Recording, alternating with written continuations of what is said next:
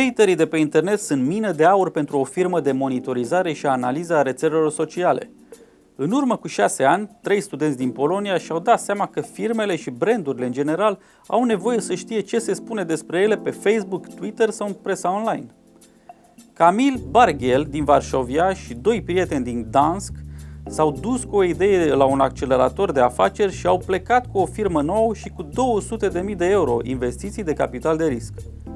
Acum compania lor, SentiOne, a ajuns la investiții totale de peste 4 milioane de dolari de la business angels și investitori venture capital.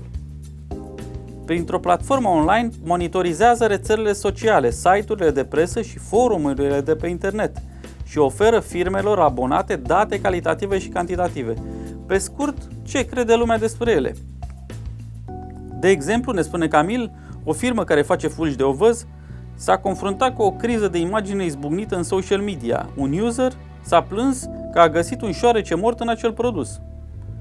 Cu ajutorul monitorizării SentiOne, compania a dat de utilizatorul respectiv sursa primară și s-a dovedit că șoarecele nu exista de fapt. Ce s-a întâmplat mai departe și cum vrea să facă SentiOne bani de pe urma haterilor ne povestește Kamil într-un interviu filmat la Varșovia. My name is Kamil Bargiel and I'm the CEO and co-founder of SentiOne, a social listening and engagement platform.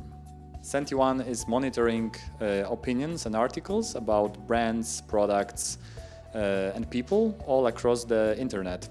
We especially focus on Europe, which means that we offer the best coverage across European countries. We offer 2 types of products or services. Number one is the access to our platform so that you can get real-time insights on your brand online. And the second product is basically high-quality qualitative reports and analysis that customers can order. For instance, if you want to check what was the impact of your marketing campaign, or what is the buzz in the internet around the new product or new service that you offer, you can just come to us and tell us, okay, check this and give me insights.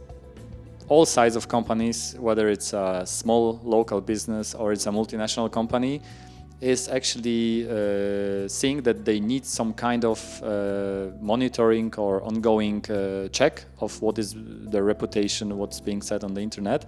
So basically those companies need ongoing monitoring to see whether there is no problem with the brand image. So you have to have 24/7 service running to make sure that you control your brand reputation. And the second thing is you need to really quickly get the idea what your customer wants. So you cannot wait like it used to be a few years ago, days or weeks to get data from your research agency. You need to have the data today, even like few minutes or a few seconds after you do something, because tomorrow it might be too late, simply. We monitor a lot of different aspects of people behavior on social media.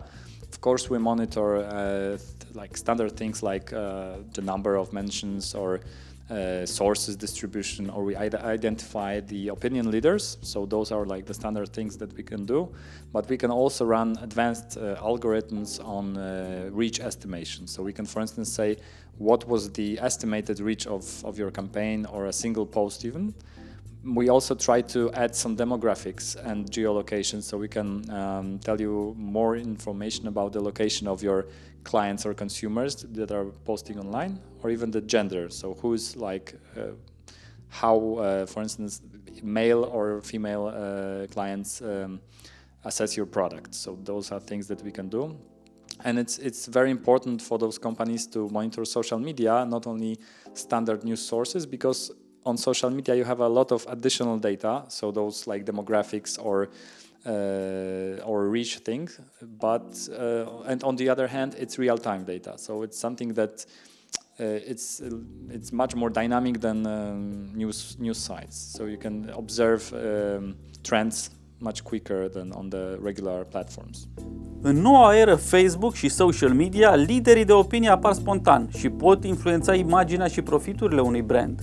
De aceea, firmele au nevoie să identifice din timp haterii și loverii de pe net, pentru a atenua pagubele cauzate de prima categorie de user și pentru a fructifica efectele celei de-a doua categorii. You can split opinion leaders into brand ambassadors, brand lovers, brand haters. So it depends how you define that. But this is basically someone who impacts your brand. So someone that is a leverage for your potential marketing or sales activities. This is how we define that. On social media, everyone can be an opinion leader. You can, of course, we have prominent bloggers in Poland, but we observe a lot of traffic going on from single posts from just regular people. Unfortunately for brands, those are usually very critical comments that gain traction online, and those people become opinion leaders in a very negative way. So it's even more crucial for companies to detect those people and act early on things they say before it's gathering more buzz. How can companies act on negative buzz? It depends on a situation.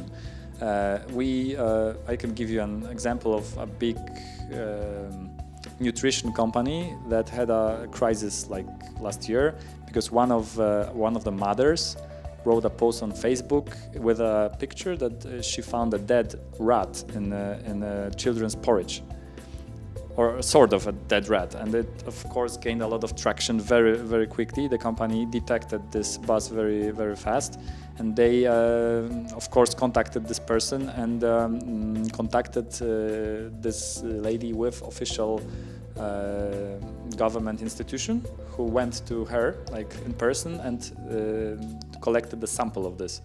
And it turned out that it wasn't a dead animal, but was just a porridge that formed a dead rat. So they actually acted very, very quickly and mitigated the buzz. The girl said sorry. But of course, Google never forgives, and a lot of people who heard the first message did not hear the second message, and they still think it was a dead rat. So the company had spent a lot of money into informing consumers that there was no dead animal. Povestea Sentioan a început în 2010. Atunci, Camil și cei doi asociați ai săi, studenți, au văzut cum o firmă de monitorizare și analiză a social media s-a vândut în Statele Unite cu 300 de milioane de dolari. Tendința trebuia să treacă Atlanticul, iar băieții aceștia din Polonia nu puteau să piardă ocazia. Senti1 was funded 5 years ago by 3 people, me and my 2 friends. We are basically studying, and during our studies we had this idea to create a service that will monitor our opinions on the internet. It seemed crazy 5 years ago, but we go for it. And the problem was that we had absolutely no money at the beginning because we were just students, and we were starting in a real garage, 5 meters, and 5 or 6 people. So we just talked to our friends who were IT developers, and we told them, work with us, it's gonna be really cool and we'll pay you later.